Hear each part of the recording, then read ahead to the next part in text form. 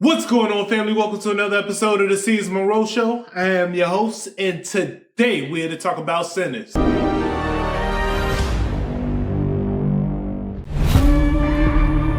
We've been gone a long time. We back now. You twins? Nah, we cousins. There are legends of people with the gift of making music so true. It can conjure spirits from the past and the future. This gift can bring fame and fortune. Will somebody take me in your eyes? But it also can pierce the veil between life and death. Listen here, this ain't no house party. Shit. Y'all ready to drink? Y'all ready to sweat till y'all stink? You want some?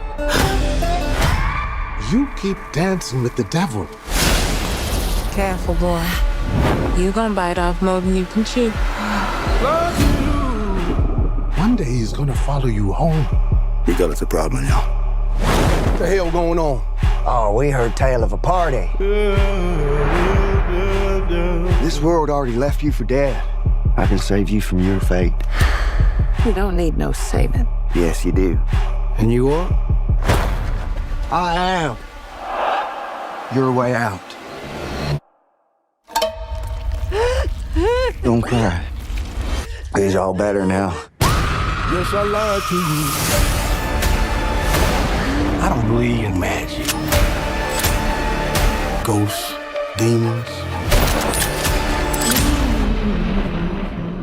Just power. Somebody please take me.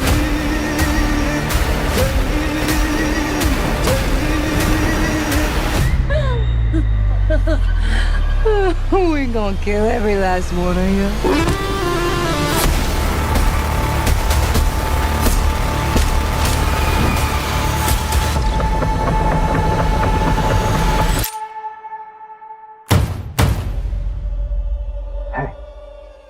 I ain't mean to scare you. Thought y'all done forgot about me in here. Come on, open the door, let me on out of here. Stay. It's you? Of course it's me, open the door.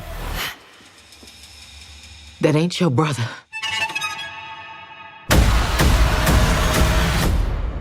Lied to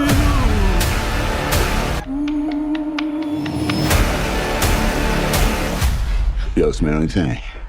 I think I shot myself.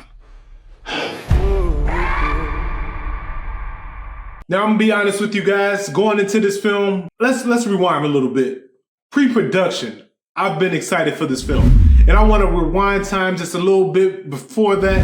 Blade was supposed to go into pre-production around that same time. And this was like the third date that Blade went into pre-production. And it just never happened. So I want to point this out really quick. Ryan Coogler literally wrote, directed, and produced a vampire film before Blade even went into pre-production. I just want to put that out there, Disney. And this is, I want to give Warner Brothers their credit. Sinners is a Warner Brothers property. I'm just taking a little shot at Disney because what the hell? Going back into this film, I was excited for it. It's Ryan Coogler. It's Michael B. Jordan. It's going to be amazing. That's just everything that I've been looking for in the film. I knew it was going to be in this film. Vampires, action, music, just the trifecta, right?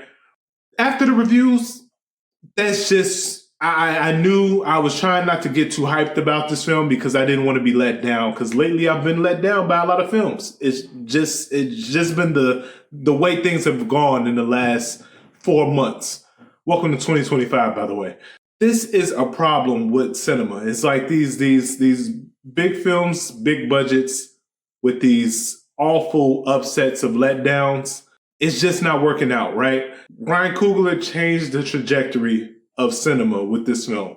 The reason I say that, again, this film is groundbreaking in itself, but I'm saying that just because this is a film. It didn't cost over $100 million.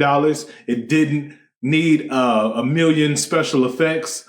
It was a simple, it was a nice budget. I believe the budget was around $90 million. but it was a simple, elegant 1930s film with a sprinkle of vampires in there. Of course, we're in the 1930s, so we're looking at blues music, juke joints, things of that nature, but this is a horror film at its core. Now, let's get into my gripes about this. This film currently is rated at like 100 on Rotten Tomatoes right now. And again, I want to break down Rotten Tomatoes scoring. It's just literally 10 people went to go see this film. Out of those 10 people recommend you see this film. It's not them rating the film from 1 through 10, none of that other good stuff. So that's just me. Me personally, I rate this film a solid 8.5 out of 10. And I'm going to tell you why. The film is great. I loved it. I don't plan on watching it again. It doesn't have the rewatchability for me. It was a few things that took me out of the film, and I'm going to get into that in a little bit. There's situations where I just don't feel a lot of the stuff that was in the film was needed. And I felt like there was things in the film there weren't things in the film that would have helped the story progress a little bit more. All right. So with that down, let's get into the spoilers here. I'm going to give you guys about 5 seconds to go ahead and click away. If you haven't seen this film, you definitely should go watch it this weekend. I'm just letting you know that now. Go ahead, like, subscribe, and hit that notification bell while we're waiting on you guys, the other guys, to click off that haven't watched this film. All right, you're gone. It should be by now. All right. The beginning of this film starts off with the ending of this film. Problem number one for me. This is a problem because I know who survived. And I felt like there could have been a way that we could have got this done without spoiling the end. Right? If this opening scene would have had the main character that survived, if he would have showed up to the church steps like he did in the beginning without driving up to it and all that other good stuff, if he would have just showed up and the camera kind of pans past him, and the mother says what she says, and his father tells him to come into the church or whatever, that would have helped us not ruin what the hell's going on in this film, because they could have been talking to anyone at that point. We don't know the main two characters' actual names in this film, so unless you looked it up. So you could have easily assumed that it was one of them. So much stuff could have happened with that. That was my gripe number one. Gripe number two, the special effects with the twin thing. Again, this film didn't have a crazy budget. So I'm cool with like little misses, like this is Michael B. Jordan playing his own twin. So there's literally a scene where they're passing a cigarette back from each other, and it bothered me. I'm just going to say that. I'm not going to go into too much detail about it. It was definitely a edit that was not very great in my book. There's a scene where they kill a snake behind a truck. It just felt like it was very forced just to show us the camera work as far as them being side by side. And it just didn't work out for me. But I believe that Michael B. Jordan played a phenomenal job being his twin self. And if we could have kind of alleviated those two things in this film, there would have been no upset as far as that the twin element of this film. Plain and simple. The simple sit-down scenes where they're in the car driving, that's a simple split screen type of situation. So they had those hit perfectly. Other than that, it was just those two scenes that just didn't work so well as far as them standing side by side. And I think it's not the standing side by side. It's more of them interacting with each other that kind of messed that up. But that's little stuff, little things there. Third thing that took me out of this film, I'm going to have to admit, it was the situation with when we were first introduced to the vampire. And this is the horror element of the film. We get introduced to this vampire. I'm not going to ruin everything, but there is spoilers here, so I don't want to get you guys upset about that. We get introduced to this vampire, and he goes into this house, and within 30 seconds, somebody dies, right? So he unalives one person at the time and then he goes ahead and unalives both people.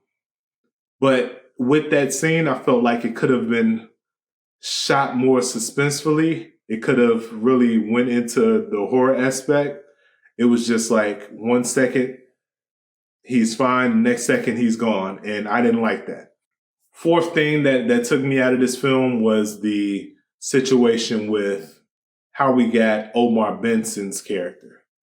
There's no way in hell that an old Southerner is going to allow somebody to talk. No way any man is going to allow somebody else, even a friend, to talk to their wife like that, to his personal wife like that. So that didn't sit well with me.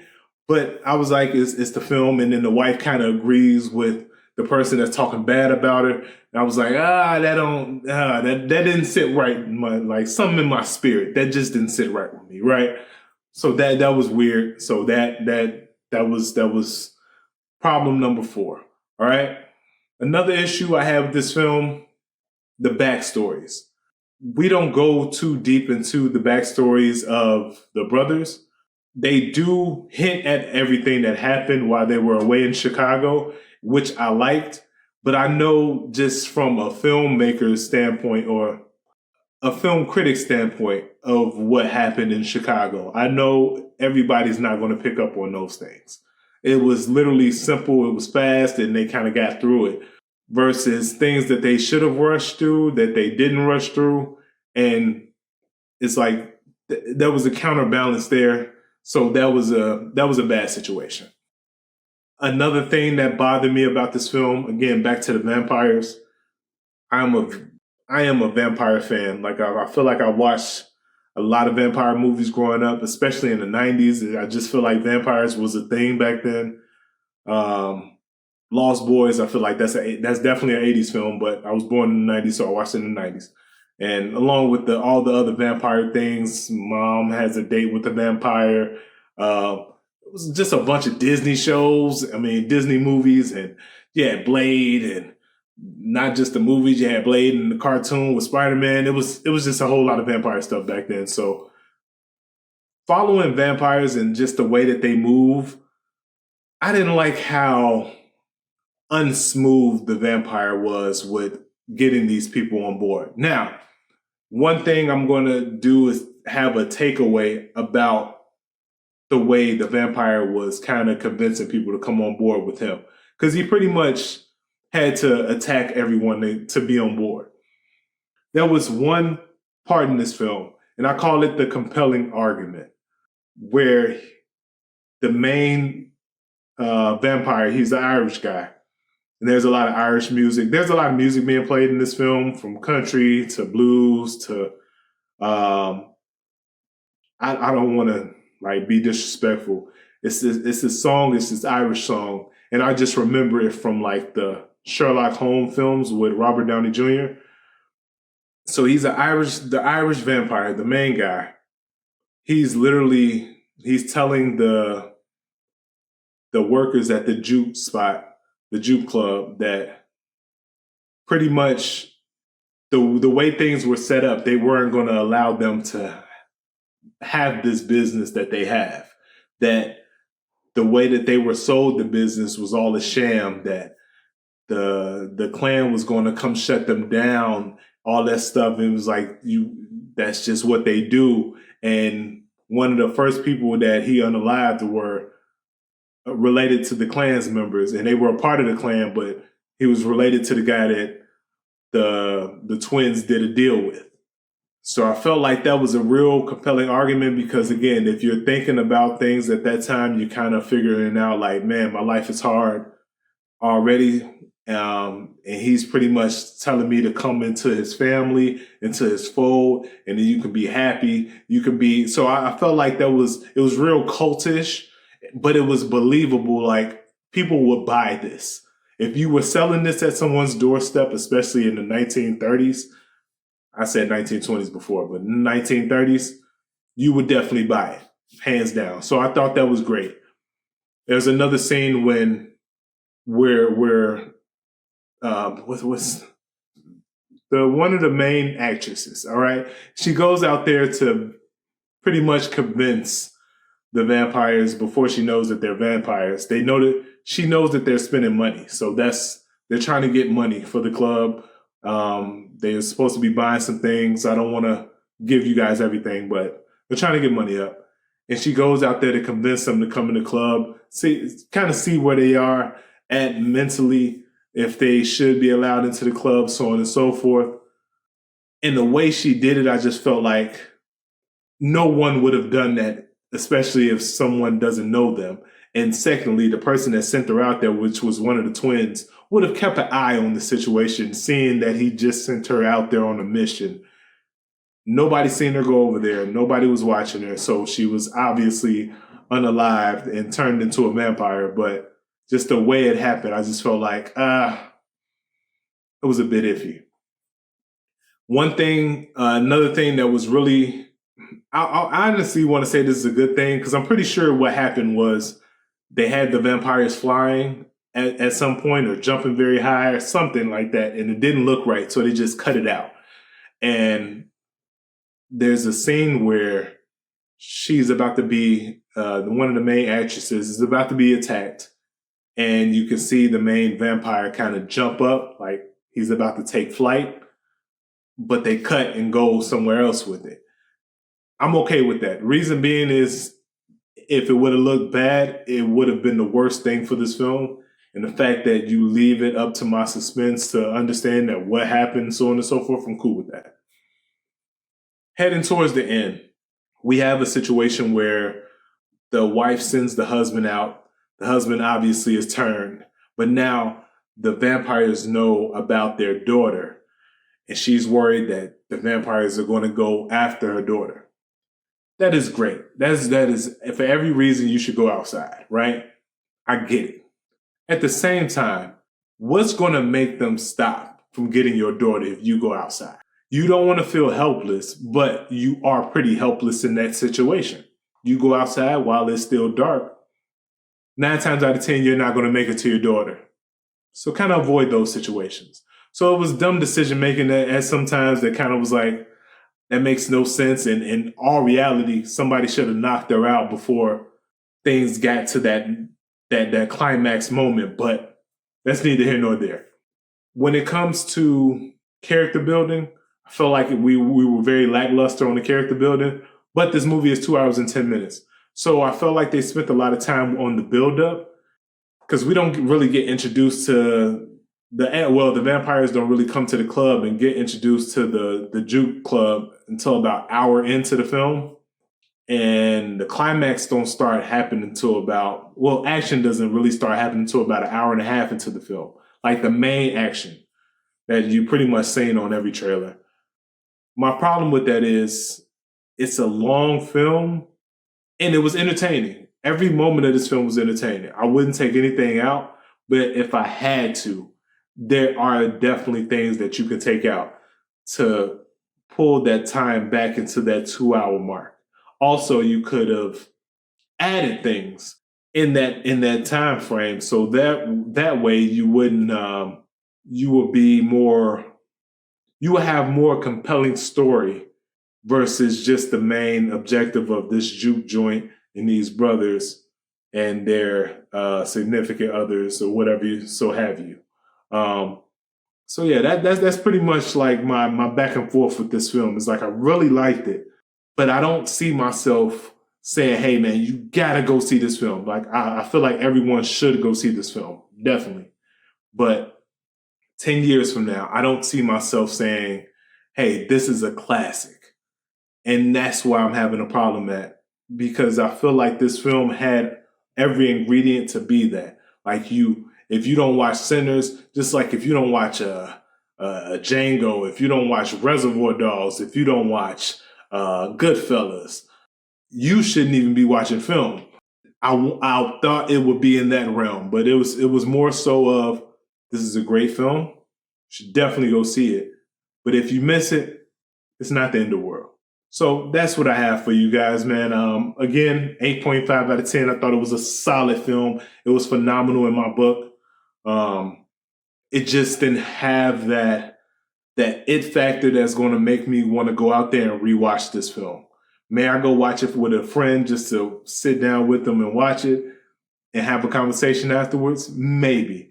But will it be hard to watch this film? Would I feel like I can't get up to go to the restroom, or I really need to pay attention to this film a second time because I missed something the first time around?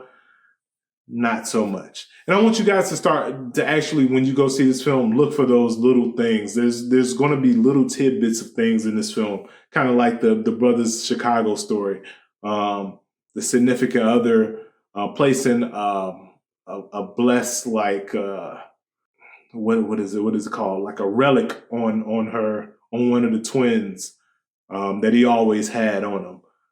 Like, just pay attention to those things throughout the movie, because there's little tidbits in this film that you're gonna miss if you're not watching this film, if you're not like honed in, right? So definitely go check this film out. It's phenomenal. Go see Sinners this weekend. It is worth the watch. If it's your last $10 and you had to choose between a sandwich and Sinners, go choose Sinners. You'll be more fulfilled, I promise you. All right? Other than that, guys, I'll talk to you guys next week. We're going to talk about the Daredevil finale. By the way, personally, I thought that Daredevil was supposed to be 18 episodes because that was the main topic. That was the main talk. I'm going to get into the reasons why I'm upset about that. Don't want to get into it here because this is all about Sinners, and I want y'all to go see Sinners, directed, wrote, produced by Ryan Coogler, starring Michael B. Jordan. Another thing, I did want to say this. I had to look at this film. It was like, if this film was in reverse, and the main cast was white, and we changed the background, would it be as interesting? I would have to say yes. And I just seen this with my man's Eric. So like I was just having that conversation. And at first I was saying like, I don't think so. But honestly, after watching it and after thinking about it a little bit on the ride home, I think yes. I think it would be. It would be very interesting. But I feel like the backstories need to be brought out a little bit more. The twin brothers, the significant others, the vampire, the main vampire, like that was the way he was introduced. Spectacular. And I felt like we could have honed in on that situation just a little bit more. And I want you guys to know, definitely stay after the credits. There's scenes all through there, and they're magical scenes. So I don't want to ruin it for you, but we'll talk about it on the Daredevil episode that I'm going to release next week. All right. So I appreciate you guys. I'll see you next week. Peace.